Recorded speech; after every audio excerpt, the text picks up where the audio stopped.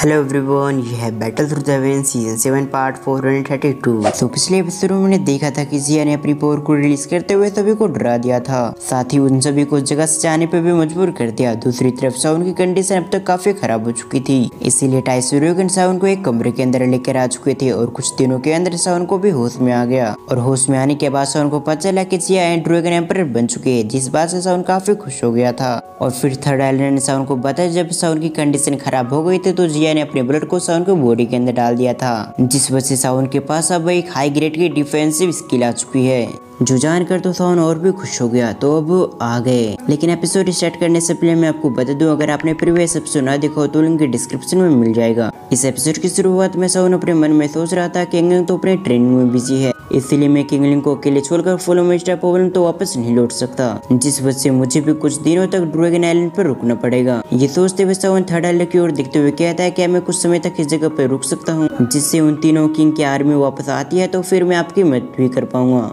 ये सुनते ही third island और टाइसुरुगन ने इस पर नोट कर दिया। तभी थर्ड आइलैंड साउन से कहते हैं हमारे ड्रैगन एम्परर ने कहा था कि तुम्हें कुछ भी दिक्कत नहीं होना चाहिए, इसलिए जब तक तुम्हारा मन है इस जगह पर तुम रुक सकते हो। जो सुनकर साउन उन दोनों को ग्रीट करता है। तभी हम टाइसुरुगन को देखते हैं जो साउन की ओर देखते हुए कहते हैं वैसे तो हमारा ड्रैगन आइलैंड काफी पावरफुल है, लेकिन हमारे सभी एल्डर अपनी पावर को बढ़ाने के लिए यहाँ से जा चुके हैं कल्टीवेशन करने के लिए, लेकिन अब जबकि हमारे आइलैंड के पास भी एक ड्रैगन एम्परर आ चुके हैं तो मैंने उन सभी एल्डर्स को संदेश भेज दिया है, जिस वजह से उन सभी एल्डर्स को इस बार हमारे पास जरूर आना होगा। और जैसे हमारे आइलैंड के सभी एल्डर्स एक बार फिर से यहाँ पर आ जाते हैं तो हमारी खोई हुई स्ट्रेंथ वापस आ जाएगी, साथ ही उन तीनों किंग की भी हमला करने की हिम्मत नहीं होगी, फिर तो हम उन तीनों किंग की आर्मी को भी अच्छे से टक्कर दे पाएंगे। ये सुनने के साथ ही साउन ने नोट कर दिया। साथ ही साउन अपने मन में कहता है ड्रैगन आइलैंड काफी समय से बाहर की दुनिया से अलग है, जिस वजह से धीरे धीरे करके उनकी रेपुटेशन गिर रही है, मगर इस चीज को मैं महसूस कर पा रहा हूँ कि ड्रैगन आइलैंड के अंदर काफी बड़े बड़े बदलाव होने वाले हैं।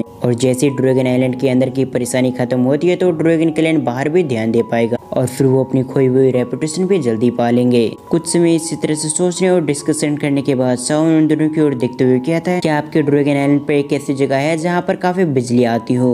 असल में साउन एक ऐसी जगह को ढूंढ रहा था जहाँ पर काफी बिजली कड़कती हो, और ये बिजली साउन को अपनी स्काई डायमंड पपेट के लिए चाहिए था, क्योंकि पिछली फाइट की वजह से उसका स्काई डायमंड पपेट टूट गया था और वो बिजली की मदद से अपनी स्काई डायमंड पपेट को रिपेयर कर सकता था। साथ ही साउन ये भी सोच रहा था कि वो बिजली की मदद से बाकी के स्काई डायमंड पपेट की भी पावर को अच्छे से बढ़ा पाएगा और बिजली को कंज्यूम करके वो पपेट भी अपने आप को पावरफुल बना सकते थे। ये सोचते हुए साउन कहता है बाहर की दुनिया में कुछ ऐसी जगह है जहाँ पर बिजली रहती है, मगर वो बिजली काफी कम है जो स्काई डायमंड पपेट को सपोर्ट नहीं कर सकती और न ही रिपेयर कर पाएगी। इसलिए मैं उम्मीद करता हूँ कि ड्रैगन आइलैंड पर एक ऐसा जगह मौजूद होगा जहाँ पर लाइटिंग मौजूद होगी। तभी हम थर्ड आइलैंड को देखते हैं जो साउन की बातों को सुनने के बाद कुछ समय सोचने लग गए थे, जिसके बाद वो साउन की ओर देखते हुए कहते हैं तुमने बिल्कुल सही कहा, हमारे ड्रैगन आइलैंड से थोड़ी दूर एक ऐसी जगह है जहाँ पर लाइटिंग मौजूद रहती है। ये सुनने के बाद साउन खुश होते हुए कहता है क्या मैं उस जगह पर जा सकता हूँ। सीन शिफ्ट होकर हम दूसरी जगह पे देखते हैं जहाँ दो फिगर काफी तेज से एक डायरेक्शन में बढ़ रहे थे। हम देखते हैं और कोई नहीं बल्कि साउन और टाइसुरुगन थे जो फिलहाल उसी डायरेक्शन की ओर बढ़ रहे थे जहाँ बिजली मौजूद होती है। तभी टाइसुरुगन साउन की ओर देखते हुए कहते हैं हमें कुछ समय और उड़ना होगा, जिसके बाद हम उस जगह पे पहुंच जाएंगे जहाँ काफी मात्रा में बिजली मौजूद है। ये सुनने के साथ ही साउन ने भी नोट कर दिया, जबकि इधर टाइसुरुगन अपने मन में कहते हैं उस जगह काफी खतरनाक है, लेकिन साउन ने काफी जिद की थी, इसीलिए मैं इसे उस जगह पर लेके जा रहा हूँ, नहीं तो मैं इसे कभी उस जगह पर नहीं ले जाता। ये सोचते हुए टाइसुरुगन ने अपनी स्पीड को और भी इंक्रीज कर दिया और लगभग 10 से 15 मिनट के बाद टाइसुरुगन एक जगह पर आकर रुक गए, जबकि उसके देखा देखी साउन भी उस जगह पर आकर रुक गया। साउन उस जगह पे आते हुए कहता है कि हम उस जगह पे पहुंच चुके हैं। ये कहते हुए साउन की नजर सामने पड़ी। सामने का नजारा देखने के साथ ही साउन शॉक्ड हो गया, क्योंकि साउन के सामने एक तालाब था, लेकिन ये तालाब कोई सामान्य तालाब नहीं था, बल्कि ये बिजली के तालाब थे। यानी कि साधारण तालाब में सिर्फ पानी रहती है, लेकिन इस तालाब में तो सिर्फ बिजली थी और अभी भी लगातार आसमान से काफी सारी बिजली पानी में गिर रही थी, जिससे साउन भी शॉक्ड होता है, क्योंकि आज से पहले साउन ने इतनी बिजली कभी भी नहीं देखी थी। यहाँ तक कि साउन ने जब पिल गैदरिंग कंपटीशन में हाई ग्रेड की पिल रिफाइन किया था तब भी इतनी बिजली नहीं थी जितनी बिजली अब भी उसकी आंखों के सामने थी। फिर सीन शिफ्ट होकर हम टाइसुरुगन को देखते हैं जो खुद भी इतनी सारी बिजली को देखकर हैरान हो गए थे। तभी टाइसुरुगन साउन की ओर देखते हुए कहता है क्या तुम सचमुच इस जगह पर ट्रेनिंग करना चाहते हो।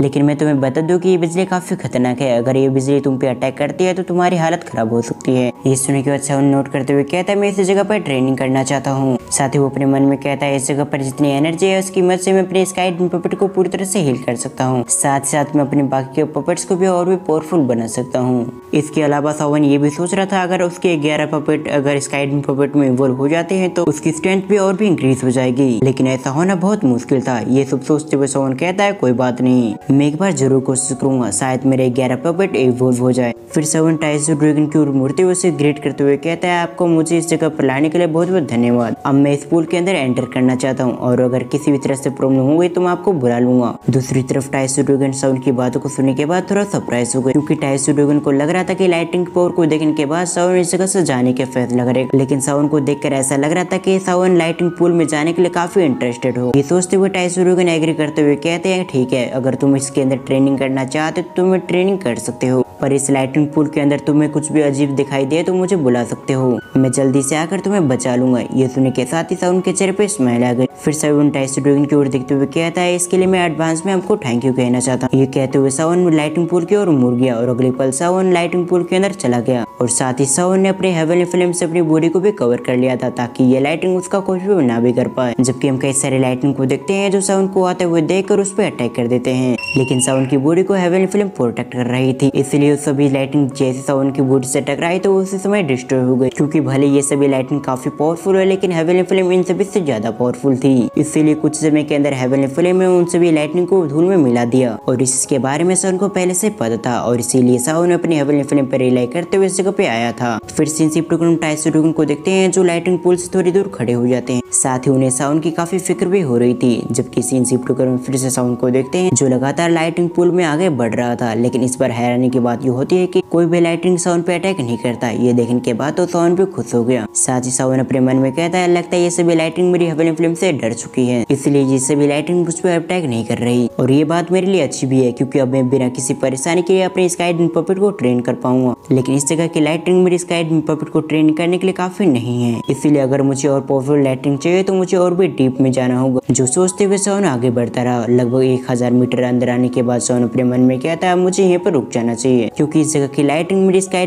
पपेट को पावरफुल बनाने के लिए काफी है और तो और इस जगह पर मैं एक अजीब से एनर्जी को भी महसूस कर पा रहा हूँ। साथ ही मैं महसूस कर पा रहा हूँ अगर मैं आगे जाऊंगा तो मैं किसी मुसीबत में फंस सकता हूँ, इसीलिए मुझे इस जगह पर रुक कर अपने काम को करना होगा। सावन का ये डिसीजन बिल्कुल करेक्ट था क्योंकि अगर वो और भी टीम में जाता तो उसका सामना और भी पावरफुल लाइटनिंग से होता जो हजारों साउंड से जगह पे इकट्ठा हो रही है और तब शायद सावन की मदद हेवनली फ्लेम पे ना कर पाता। अब हम इधर फिर से सावन को देखते हैं जो एक जगह पे बैठते हुए अपने स्काई पपेट को निकाल लिया जिसकी कंडीशन बिल्कुल भी अच्छी नहीं होती। सावन अपने मन में कहता है एक बार मैं अपने स्काई पपेट को फिर से रिकवर कर लूं, उसके बाद स्काई पपेट एक बार फिर से अपनी पूरी पावर को रिलीज कर पाएगा। ये सोचते हुए सावन ने अपने स्काई पपेट को आगे की ओर भेज दिया। जैसे स्काई पपेट आगे की ओर बढ़ा उसी समय हम देखते हैं स्काई पपेट काफी स्पीड से एनर्जी को कंज्यूम करने लगा जिस वजह से सारी लाइटिंग काफी तेज से स्काई पपेट के अंदर जाने लगी और जैसे जैसे स्काई पपेट उन सभी लाइटिंग को कंज्यूम कर रहा था उसी तरह से उसके अंदर जो भी डेंट थे वो सभी हील हो रही थी और कुछ ही मिनट्स के अंदर स्काई पपेट ने काफी लाइटिंग को कंज्यूम कर लिया। जबकि दूसरी तरफ ये देखकर सावन खुश हो गया। साथ ही वो अपने मन में कहता है अगर मैं अपने स्काई पपेट को पिल से हील करने की कोशिश करता तो ना जाने मुझे कितने सारे पिल रिफाइन करने पड़ते और ऐसा करने में मेरी हालत खराब हो जाती है। ये तो अच्छी बात है कि ड्रैगन आइलैंड पे मुझे एक ऐसी जगह मिल गया जहाँ काफी मात्रा में लाइटिंग मौजूद है। अब मैं इन लाइटिंग का इस्तेमाल करते हुए अपने स्काई पपेट को फिर से ठीक कर सकता हूँ। ये कहते हुए सावन स्काई पपेट की ओर देखता है जो काफी स्पीड से लाइटिंग को कंज्यूम कर रहा था। जो देखकर सावन कहता है जिस स्पीड से स्काई पपेट लाइटिंग को कंज्यूम कर रहा है इस स्पीड से स्काई पपेट को हील होने में लगभग 15 दिन लगेंगे। ये कहते हुए सावन ने अपने बाकी के 11 पपेट्स को बाहर निकाल लिया। उन पपेट्स की ओर देखते हुए सावन कहता है जब तक मेरा स्काई पपेट अपने आप को हील कर रहा है तब तक ये पपेट्स भी इन लाइटिंग को कंज्यूम करके अपने आप को पावरफुल बना सकते हैं और मैं देखने के लिए काफी एक्साइटेड हूँ क्या ये सभी पपेट्स अपने आप को इवॉल्व करके अपने आप को स्काई पपेट में इवॉल्व कर सकते हैं। अगर ऐसा हुआ तो मैं इन सभी पपेट्स की पावर को एक में डाल दूंगा जिसके बाद मैं देखूंगा आखिर इन सभी की पावर कितनी बढ़ जाएगी। जो सोचकर तो सावन बहुत ज्यादा खुश हो गया था और इसी सीन के साथ हमारा ये पार्ट यहीं पर एंड होता है। आपको आज के एक्सप्लेनेशन कैसे लगे आप मुझे कमेंट करके जरूर बताएं। साथ ही इस वीडियो को लाइक टारगेट है 900। मैं उम्मीद करूंगा कि आप इस लाइक टारगेट को कंप्लीट करेंगे और आज के एक्सप्लेनेशन वीडियो आपको कैसे लगी आप मुझे ये भी कमेंट में जरूर बताएं। तो वीडियो को फुल वॉच करने के लिए थैंक्स फॉर वॉचिंग।